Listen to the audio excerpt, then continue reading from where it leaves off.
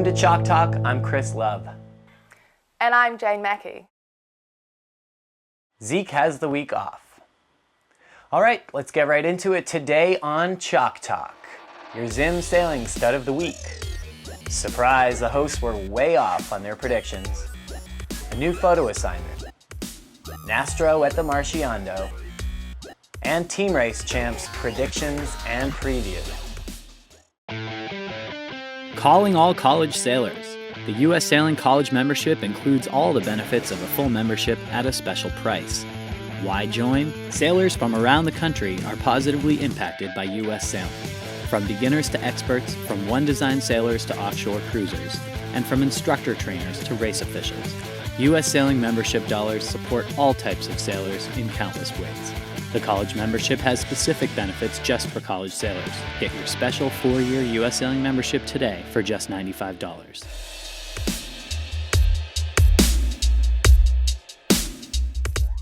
Thanks to everybody who voted for the Zim Sailing Stud of the Week. The results are in. Congratulations.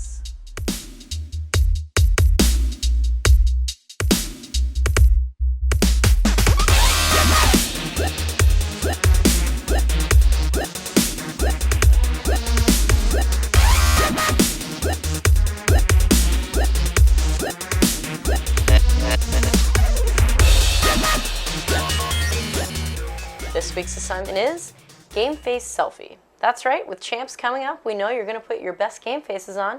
And, well, we all know what a selfie is, so don't hate. Appreciate.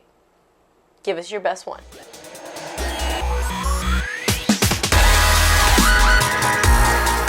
Well, last week, James, Zeke, and I, and probably a lot of you out there as well, predicted Yale to win the Dellenbaugh Women's. They've been the only team so far to pick up any wins in the interconferences so far.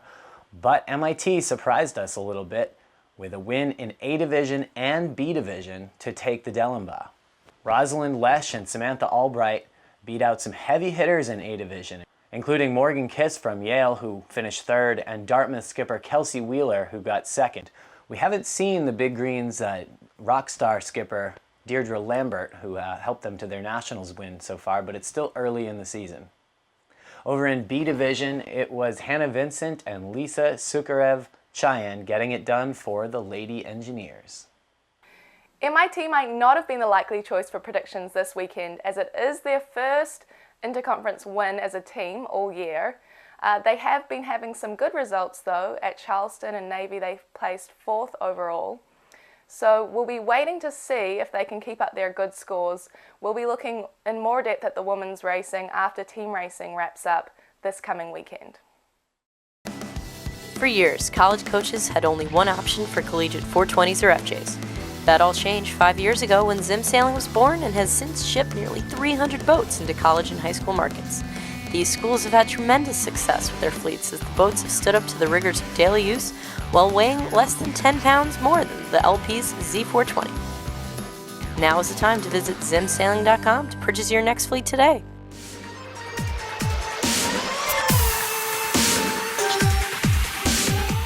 The big team race, the last of the regular season, was the Marchiando at MIT. Most of the top contenders for Nationals were there, including Yale, Stanford, BC, Brown, Dartmouth, and St. Mary sent their second squad.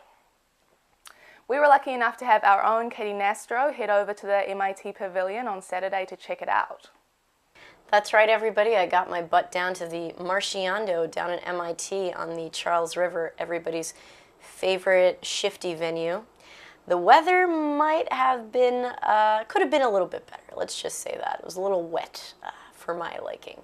But the racing was very competitive. We had all the big names there. We had Brown, Yale, Stanford, Dartmouth, the Jumbos, BC, St. Mary's sending their second team, and everybody was highly competitive and really gave us a great preview of what we can expect going forward for next weekend.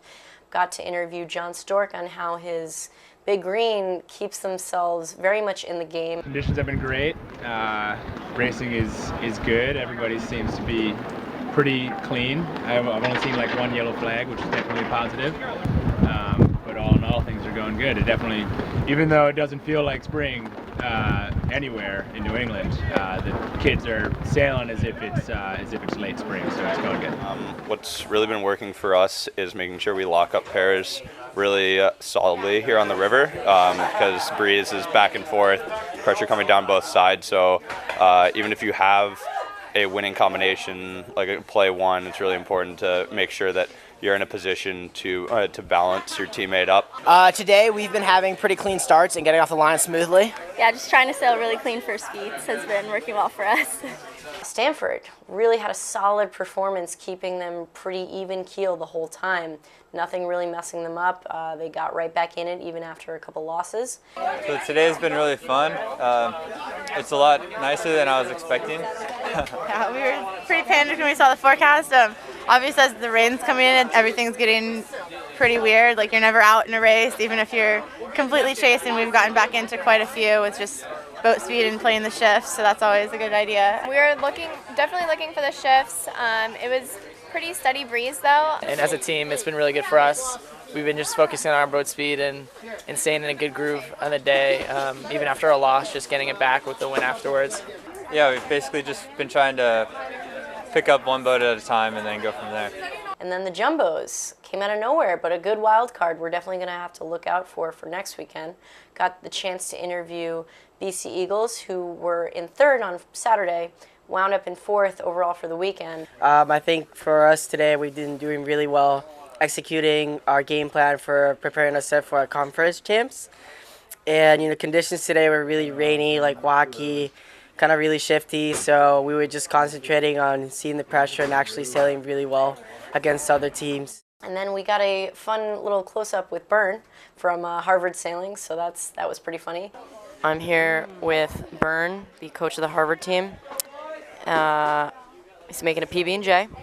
I've never made one of these before. How do you make them? Byrne, quick question. Where do you think the Malaysian plane is? Somewhere in the Pacific Ocean, west of Australia. I think they've narrowed it down. The big question is, why did it take so long to narrow it down? Here, let me take that. Should I clip that on? No, you just keep going. Well, I'm done. So this is definitely a good preview of who we can keep our eye on for next weekend at Team Race Champs. Thanks so much, Katie. I know the weather looked pretty nasty out there, but I heard it was even worse on Sunday. So thanks for making the trek over there. So, last week we talked about some of the top teams. We mentioned Yale, Dartmouth, BC, and Roger Williams as candidates. But here we see Tufts grabbing a second place finish and then Brown placing fifth. So that really leaves the door wide open. This year NISA gets 4 spots instead of 3, but I predict it's going to be just as tight and just as contentious for that last spot to Nationals as it always has been. Yeah, this year is as competitive as ever. So who do you guys think will be the top 4 teams for NISA? And while we're at it, what about Mesa and SASA too?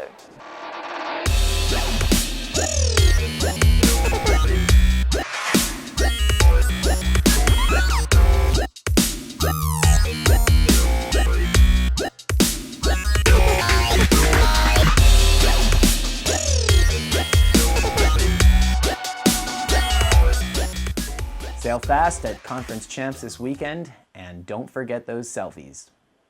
Good luck to everyone sailing this weekend. See you next week.